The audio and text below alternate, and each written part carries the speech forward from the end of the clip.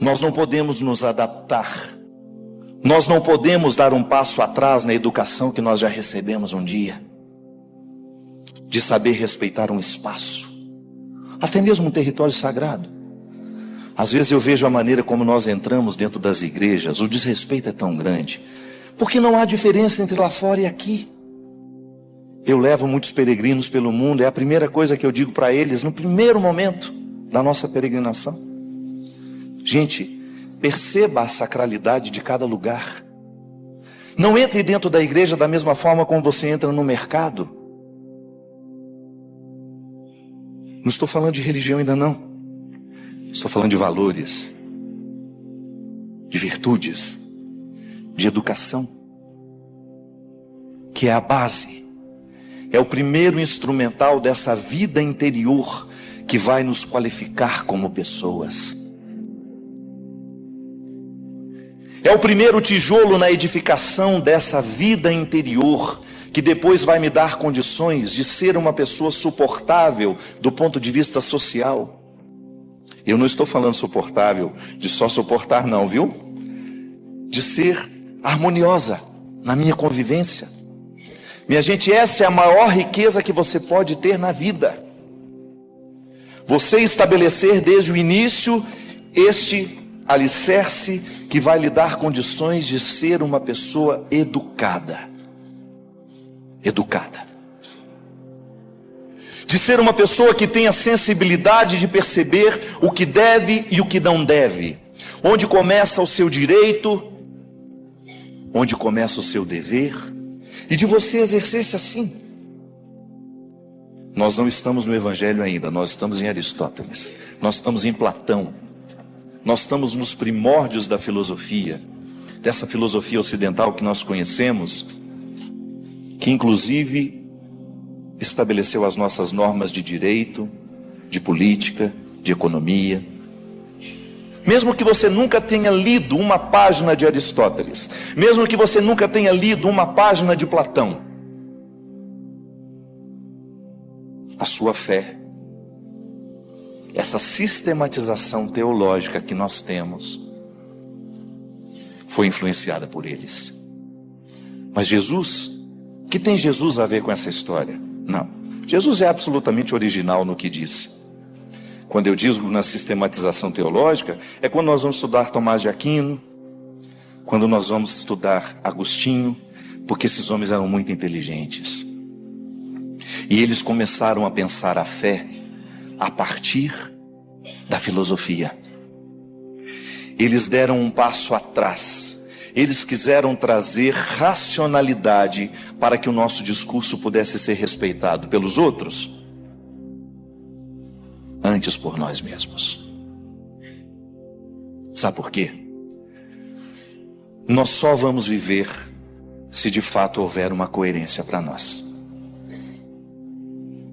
O que nos faz adeptos de Jesus é quando nós percebemos que a palavra que Ele nos propõe, que a lei, que a regra que Ele nos sugere, faz sentido. Antes disso não há seguimento. Não há seguimento antes do conhecimento da verdade. Você pode até ter uma participação. Você pode até ser um número na estatística, mas você ainda não é cristão. Você pode até ser católico, mas ainda não é cristão. Você pode até ser um evangélico, mas ainda não é cristão. Há uma sala de estar onde nós corremos o risco de passar uma vida inteira achando que já estamos no principal lugar. A palavra de Deus na nossa vida só faz sentido quando nós percebemos a coerência.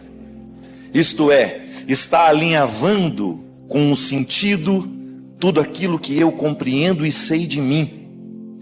Porque é em mim que o mistério se realiza. É em mim que Deus é possível.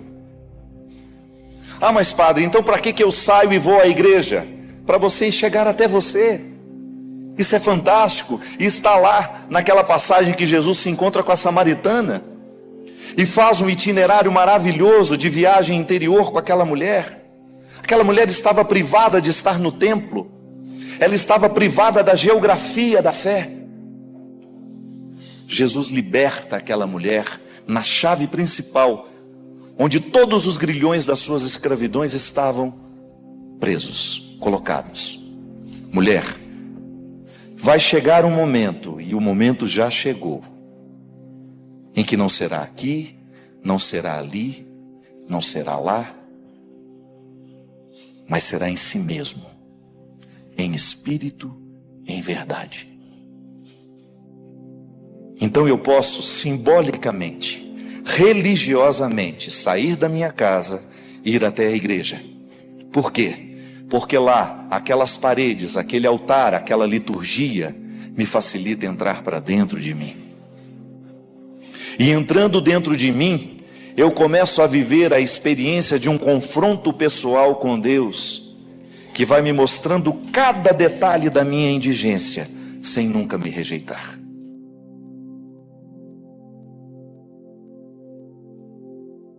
Nunca me rejeita. A minha indigência, essa indigência moral que eu descubro, essa indigência emocional, e aí você pode desdobrar essa indigência em todos os aspectos que você percebe em você. Eu tenho indigências morais, você tem. Nem sempre eu sou justo. Nem sempre na minha relação com as pessoas eu sou capaz de fazer prevalecer a justiça. É uma indigência. O que provoca essa indigência? É um dever de casa a ser feito. Em algum momento da minha vida, alguém me traumatizou, alguém me negligenciou uma necessidade, e pode ser que aquilo tenha ficado definitivo em mim, o medo de não ter. Geralmente, quando a gente foi muito pobre na infância, a gente leva um tempo para ser generoso depois que a vida nos deu alguma coisa. Não é verdade? Há pessoas que não. Há pessoas que parece que já saem da pobreza prontos para a generosidade, mas nem sempre é assim. Quantas vezes eu experimentei isso em mim? Vivi muita indigência material e de repente eu tinha. De repente não estou mais privado. Mas a minha tendência era acumular.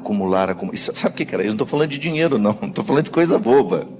Calça, sapato, camisa. Gente, eu sou daquela geração que tinha um sapato 2, 3 anos, que usava até aquilo furar por baixo. A gente colocava uma fita isolante para evitar o buraco aparecer. Os dedos já não podiam nem levantar. Eu sou dessa fase. Experimentei muito a necessidade material. E identifiquei exatamente em mim quando é que essa carência de um dia começou a determinar o adulto que já não carecia mais. Olha que relação interessante. Doentia. Uma criança carente que ainda não foi curada em mim, ditando o meu jeito de ser hoje. Bem, mas eu não preciso mais acumular, eu tenho. Por que ainda estou na necessidade do acumular? Porque ainda não estou livre de um dia não ter tido.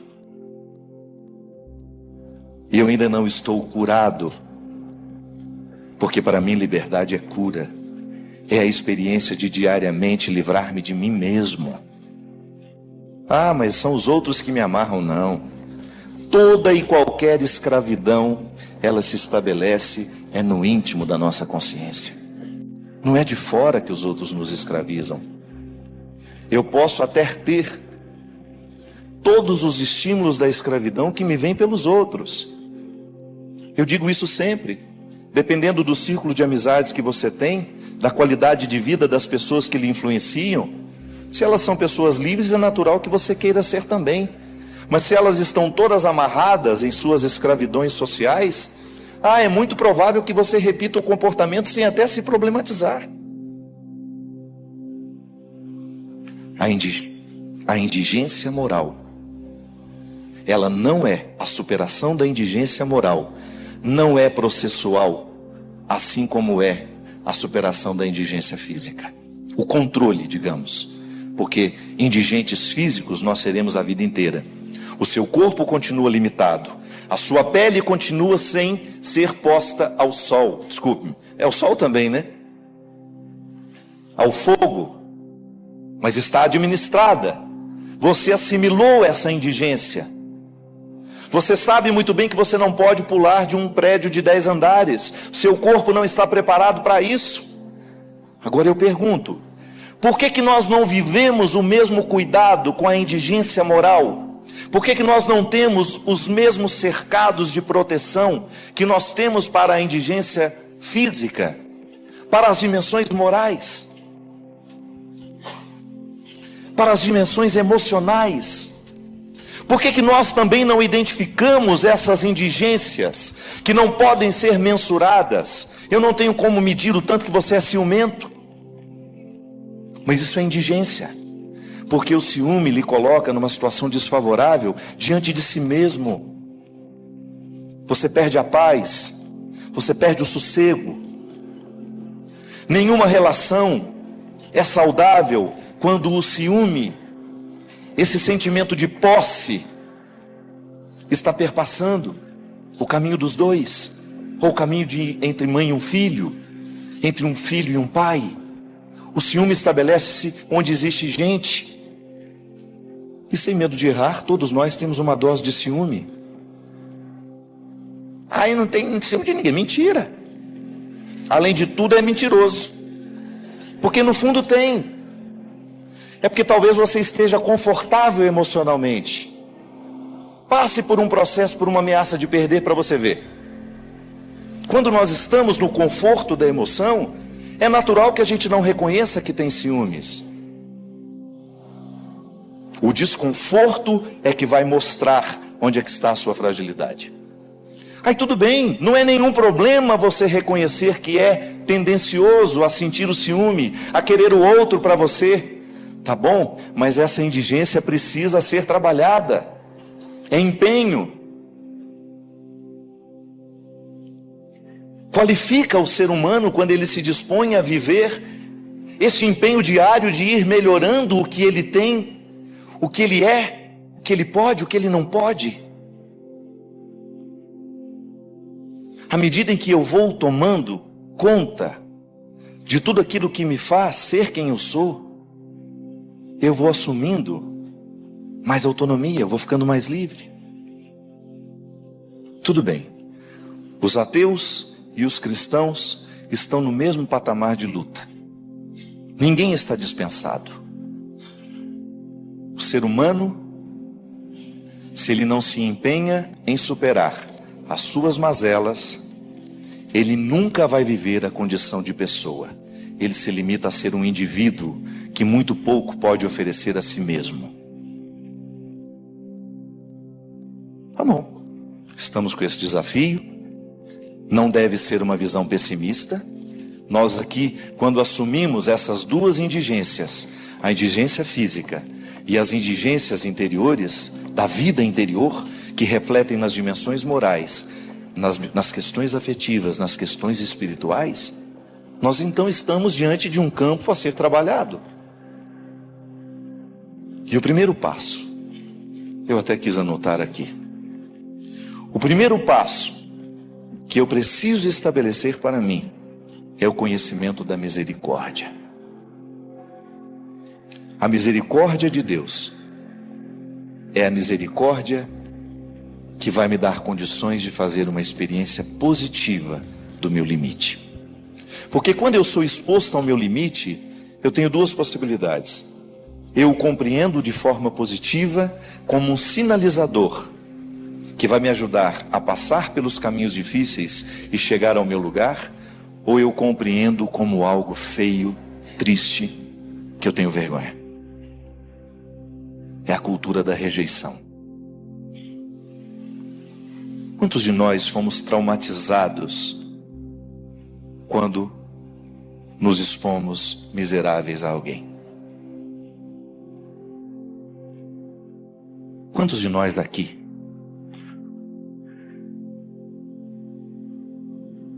criamos uma rejeição interior por nós mesmos, Porque aquilo que você oferecia de si mesmo não bastava para alegrar o outro. E quando nós somos crianças, nós ainda não temos maturidade para poder dizer: eu não tenho obrigação de te fazer feliz. Isso é com o tempo que a gente vai ficando livre disso. Não é assim? Só o tempo vai nos amadurecendo para perceber: olha, se você gosta de mim, que bom. Se não, há bilhões e bilhões de pessoas no mundo que você possa gostar. Eu não tenho que me adequar ao que você quer para ser querido por você. Uma criança não tem essa maturidade. Uma criança sofre naturalmente a imposição dos olhares que tomam conta dela, porque ela está experimentando duas indigências, e uma mais prevalecente, que é a indigência física. É impressionante a nossa dependência de pai e mãe. Como nós precisamos que vocês gostem da gente. Chega a doer. E às vezes você não gosta daquilo que eu verdadeiramente mostro para você. O seu olhar me reprova. E eu não estou lhe mostrando alguma coisa que eu não sou. Eu estou lhe mostrando o ser limitado que sou naquela hora. E aí os traumas são estabelecidos em nós. O trauma não é outra coisa senão o momento em que nós oferecemos só o que podemos oferecer. E aquilo que oferecemos não é o suficiente para aquele que recebe.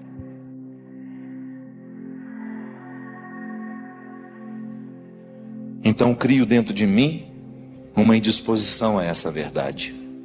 Então eu começo a fingir. Finjo que sei. Isso na sala de aula é tão presente, não é? Tem professoras aqui? Tem? Vocês sabem do que eu estou dizendo? Aquela pergunta fatídica depois que uma professora de matemática explica a equação, aquela equação complicada para papá. Entenderam? Que olha para trás. Aí você é doido para falar que não é a maioria. Acabou, destruiu. Destruiu toda e qualquer possibilidade de você mostrar a sua fragilidade. Eu não entendi com a mesma rapidez que você. E tenho vergonha de dizer isso. Onde começou isso, minha gente? Com aqueles que tiveram a primeira ascendência sobre nós. Nós não somos por acaso. Em algum momento da vida a gente começou a se rejeitar, porque o outro não aceitava o pouco que a gente poderia oferecer. E não é nenhum problema a gente ter tão pouco para oferecer. Sabe, Senhor, o que tenho é tão pouco para dar, mas este pouco nós queremos com os irmãos compartilhar. Isso é lindo. Mas na hora que você compartilha o pouco e você vê o olhar de reprovação daquele que você esperava se alegrar, é como o primeiro desenho que a gente faz. Os psicólogos são tão radicais que dizem que até o primeiro cocô, que você tem que comemorar o cocô do seu filho. Que coisa linda! É. Que coisinha mais tchutchuca. Agora não. Nossa Senhora, pelo amor de Deus, gente, esse menino tá podre. Porque é a primeira produção que você pode fazer sozinho, né? O que você primeiro fez na vida? Não foi outra coisa que você fez. Foi a sua primeira produção independente. Ou então mandou uma gorfada. Ninguém precisa ajudar para a criança fazer isso. Só um exemplo bobo, simples, de como nós não aprendemos a colher o que o outro nos oferece. Nós somos pretensiosos o tempo todo. Nós estamos o tempo todo a serviço também de uma rejeição interior que nos faz cada vez mais indispostos aos limites. Mas essa indisposição, ela só nos faz mal. Eu, toda vez que rejeito a minha natureza, toda vez que eu me coloco diante de um Deus assim, acreditando que Ele tem uma rejeição por mim, ou então quando eu sou ensinado assim, de que Deus tem constantes rejeições por nós, não há possibilidade de haver ali um encontro saudável. A primeira superação que eu preciso viver quando eu me torno consciente do processo, minha gente, porque isso também é interessante de identificar. Quando é que nessa vida eu comecei a identificar que havia uma rejeição pelas minhas indigências? Quando foi que eu fiquei mais clarificado das dificuldades que eu tinha de mim, comigo, que foram me colocados pela minha mãe, por exemplo? A relação com a minha mãe me fez muito bem, mas ela também me fez mal. E eu preciso separar o joio do trigo, senão a maturidade não acontece. Senão eu não serei capaz de compreender o que de fato ela fez de bom para mim, porque fica tudo tão misturado, que eu perco a capacidade de compreender onde é que estava aquela influência que veio de fora e que não correspondia ao que Deus esperava de mim. Porque isso eu não tenho dúvida. O que Deus espera de mim, o que Deus espera de você é a sua autenticidade. É que você seja você. Preguei semana retrasada sobre aquele texto. Vós sois o sal da terra, vós sois a luz do mundo. Veja bem que Jesus não está falando de um futuro. Vós deveis ser o sal, vós deveis ser a luz. Não, ele está falando no presente. Vós sois o sal da terra, vós sois a luz do mundo. Então eu sei, a teologia me ensina, a antropologia teológica me ensina que toda a vida cristã, toda a riqueza da vida humana já me foi dada, está aqui dentro de mim. Agora o que eu preciso fazer é florescer. Erro quando digo a riqueza da vida cristã. A riqueza da vida cristã é quando eu assumo, eu quero a vida cristã para mim. Alguém vai e me batiza. Depois eu vou livremente e confirmo. E depois venho regularmente a esse altar para buscar os sacramentos que vão intensificar o desenvolvimento dessa semente que me foi dada.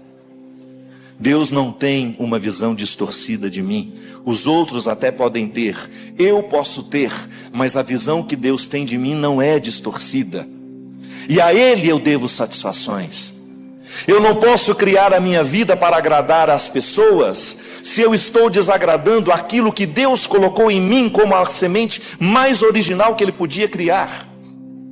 E somos todos originais. Eu não tenho o direito de rejeitar essa semente que Deus colocou em mim, que faz ser quem eu sou. Eu não posso, é o pior pecado que eu posso cometer na vida, é abrir mão de ser quem eu sou. Padre, mas como é que então nós vamos conciliar essa afirmação que o senhor faz com essa história que a gente escuta a vida inteira de que nós precisamos deixar Deus fazer em nós, que nós precisamos curvar a nossa cabeça, que nós precisamos fazer a vontade de Deus? Pois é, compreenda isso da maneira como merece e precisa ser compreendida. Tudo o que Deus quer de você já está em você. Agora é só desenvolver. Mas como é que eu desenvolvo, Padre? Sabendo primeiro o que Deus quer de você, o que Ele colocou em você. Não morra ignorante, não morra sem saber tudo o que Deus deixou em você. Não morra sem saber todas as virtudes que o Senhor depositou na sua vida, na sua estrutura humana. Você é único, você é uma riqueza. E pode ser que você tenha sido estragado por muitos indigentes que não souberam administrar as suas indigências interiores.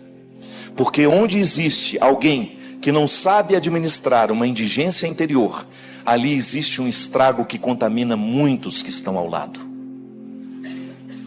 Eu, como padre, pense no estrago que eu posso fazer se eu não tiver uma honestidade diante de mim mesmo. Eu, toda vez que eu tenho a oportunidade de pregar o Evangelho, eu quero despertar o que as pessoas têm de melhor. Eu preciso cada vez mais trabalhar essa perspectiva em mim, para que isso repercuta naturalmente nos que estão de fora. Quando eu ensino a misericórdia, eu não estou falando de uma condescendência com o pecado. Eu estou falando de um caminho que nos permite chegar à nossa verdade. Ah, então agora eu sou um limitado, eu sou um indigente, eu vou passar a mão na minha cabeça o tempo todo. Não, é o contrário, eu vou me pôr para correr. Vai fazer o que precisa ser feito. Vai correr atrás dos seus prejuízos. Nós não temos o direito de ficar vivendo essa rejeição interior porque alguém um dia nos rejeitou ou porque alguém um dia não nos amou como a gente precisava ser amado. Isso é infantilismo. Eu não tenho o direito de justificar os meus erros porque alguém errou comigo. Não tenho o direito. Eu tenho que cavar com profundidade a minha existência para descobrir nos meus dias onde é que se abriga essa força. E lá, quando você tem contato com você, quando você descobre o que você rejeita em você, que não deveria ser rejeitado, você começa a encaminhar muitas soluções na sua vida. Primeira coisa, não rejeite o seu pecado, não tenha medo dele não. Qual é? Isso eu não faço. O ateu de ontem nos deu uma lição de cristianismo. Sim, sou invejoso. E porque sou invejoso, eu sou capaz de falar mal do padre Alexandre, sou capaz de criticar as atividades dele. Aquele padre.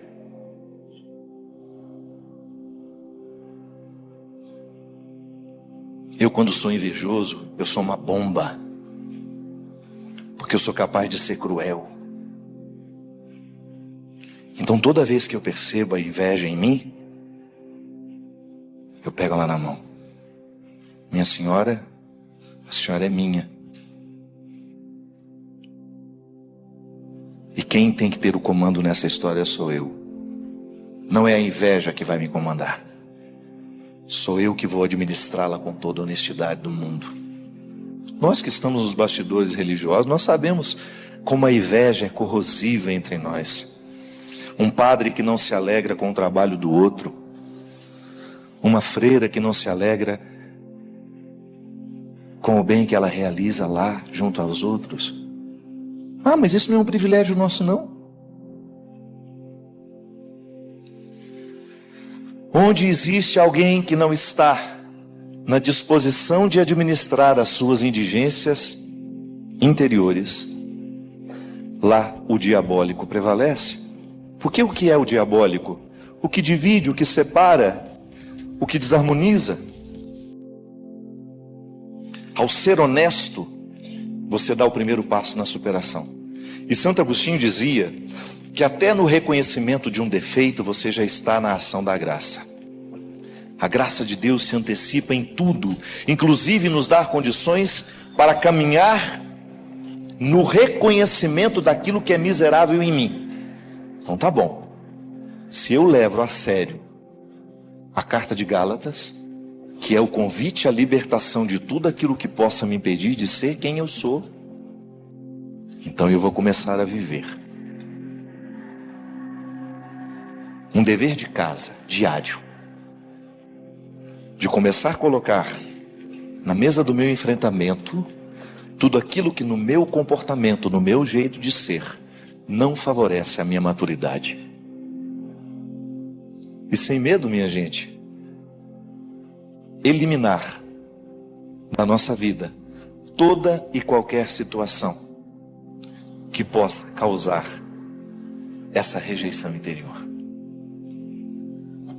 Livres da rejeição de tudo aquilo que nos foi oferecido ou que foi cavado por nós mesmos como um dificultador para que Deus pudesse fazer florescer a semente que está em nós. Sim, eu acho que o grande objetivo do diabo é justamente que a gente fique entretidos para não chegar ao núcleo de nós mesmos. Porque a falta de liberdade é justamente isso. A falta de liberdade, ela causa um entretenimento. Me dá um prazerzinho sempre temporário, né? E você vai substituindo por outros. E vai substituindo por outros. E você nunca chega ao cerne da questão. Não há uma superação. ao entretenimento. Eu posso muito bem viver uma vida sem liberdade, parecendo que sou livre.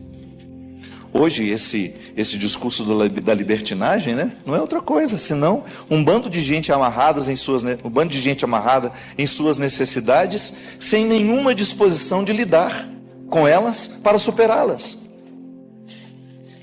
E o caos social se estabelece aí, onde os libertinos fazem parecer ser liberdade o que eles vivem.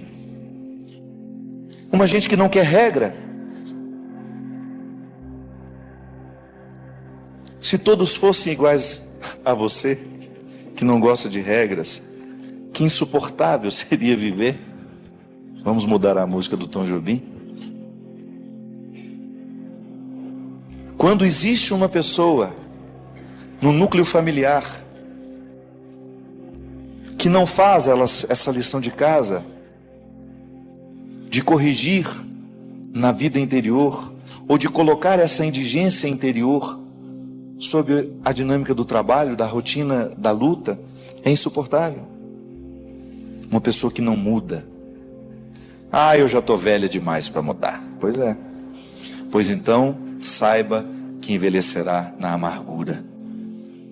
Porque quem não muda fica só. Quem não está disposto a viver a lapidação do Evangelho. Porque isso é tão interessante.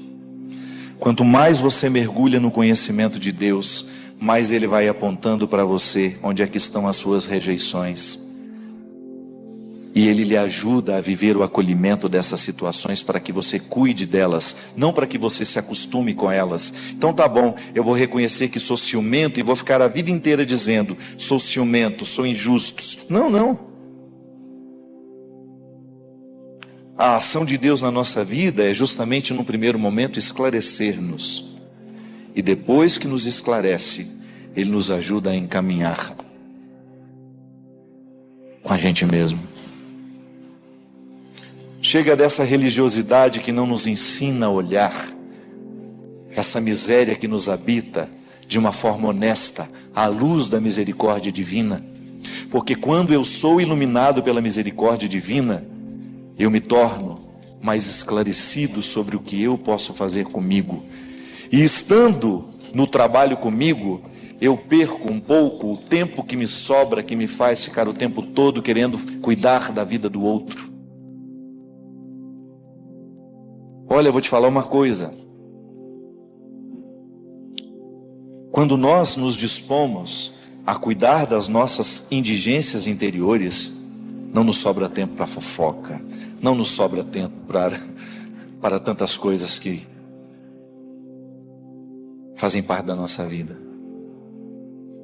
Quando a gente começa a administrar as nossas indigências, você fica muito mais tolerante com ela. Não no sentido de passar a cabeça e dizer, pode pecar à vontade, tá? A mamãe está aqui para te proteger. Não é isso não. Misericórdia comporta justiça. Volto a dizer, não é condescendência com o pecado. Eu, quando me olho à luz da misericórdia, não é para passar a mão na minha cabeça e ficar acomodado nos meus defeitos. Não é não. Eu me olho à luz da misericórdia, é para não acreditar na condenação dos que estão de fora. Porque se tem uma coisa que o diabo conseguiu, é militante. E são todos muito religiosos.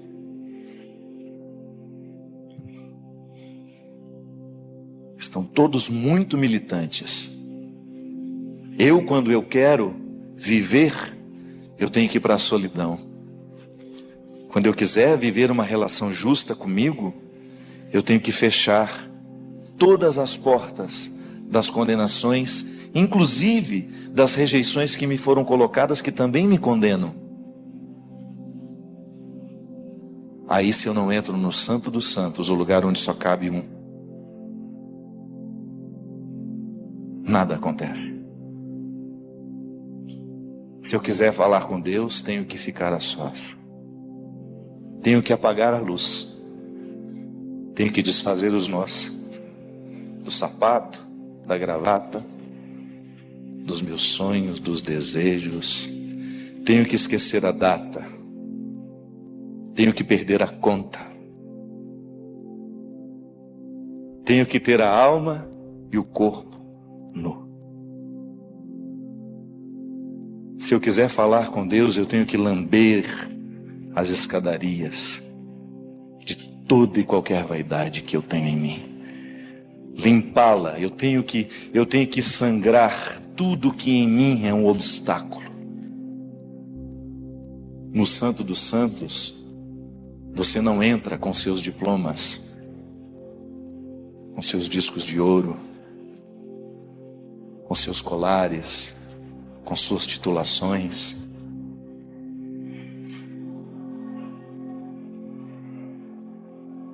No Santo dos Santos, nós entramos só nus.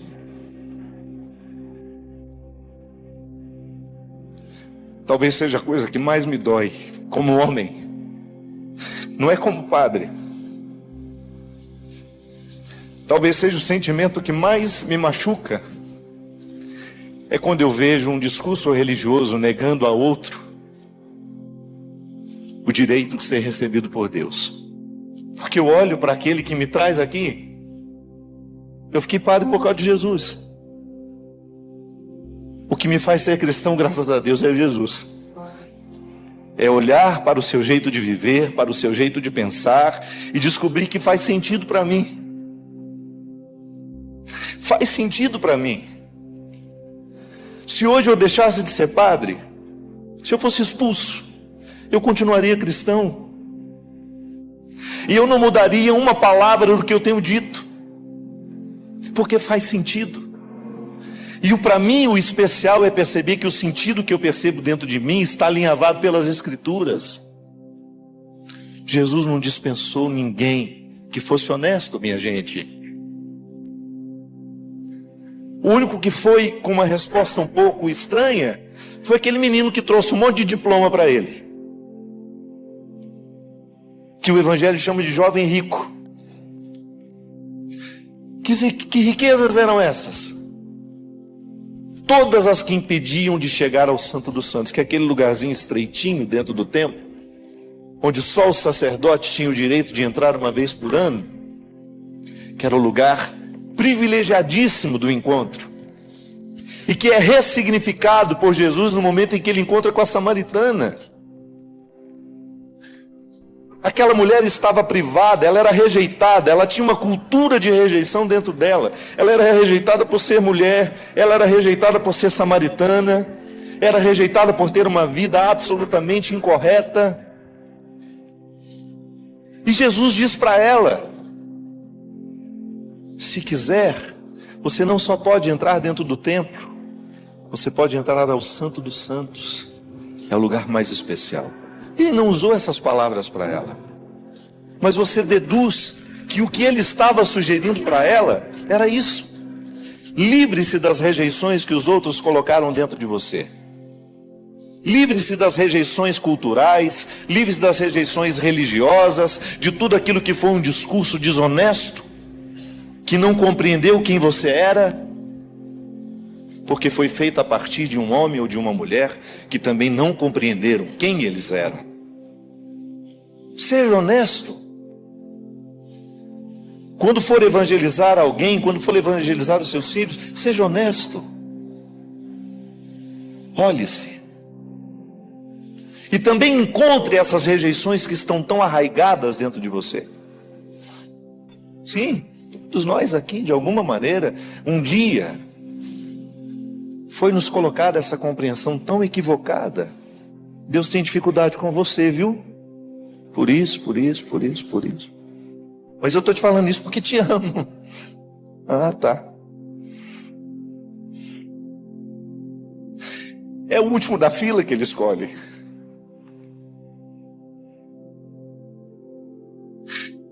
Você olha para os apóstolos, os discípulos que Jesus quis com ele, eu não escolheria nenhum deles.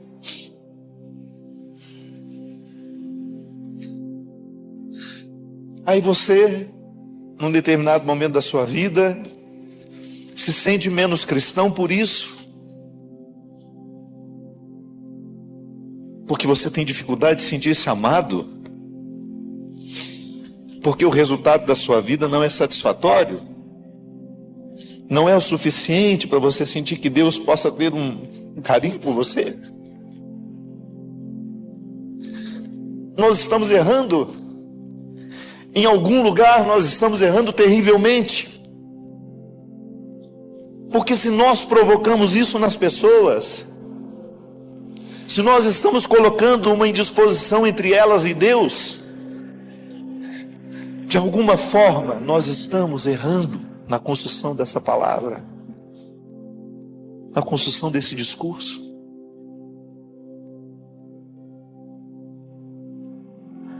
Eu não sei o que restou de você, eu não sei quantos anos você tem de cristianismo, eu não sei quais foram as batalhas que você precisou enfrentar, quantas pessoas olharam com desdém para você, quantas pessoas ainda olham nos dias de hoje não acreditando na sua luta. Eu não sei quantas pessoas olharam com desprezo para você pelos erros que você havia cometido ou pelas próprias escolhas erradas que você fez, não sei.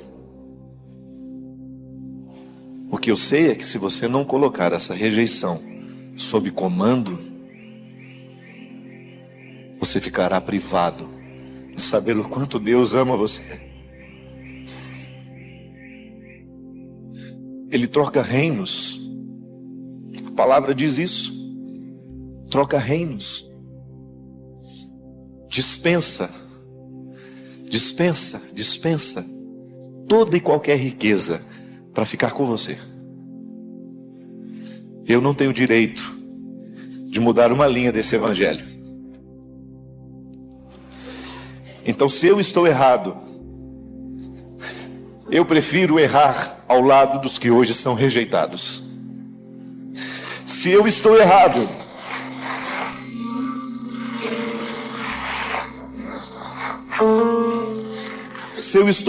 nas minhas convicções que me foram dadas pela minha experiência com Jesus, eu não me importo de ser condenado depois. Porque essa condenação em vida eu não quero viver. Saber que em nome de Deus eu desprezei alguém. Saber que em nome de Deus eu tornei a vida de uma pessoa pior do que já era. Essa condenação em vida, minha gente, eu estou consciente que não quero viver. Volto a dizer, não sou um homem conivente com o pecado. Não.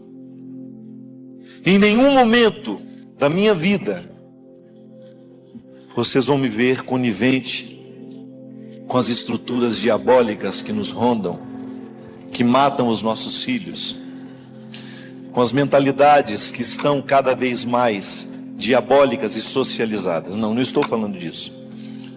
O que eu não quero é perder a oportunidade de anunciar esse Deus amoroso, libertador,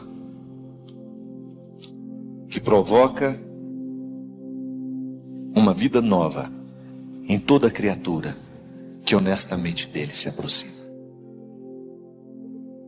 E se hoje você é essa criatura, para isso eu vim aqui.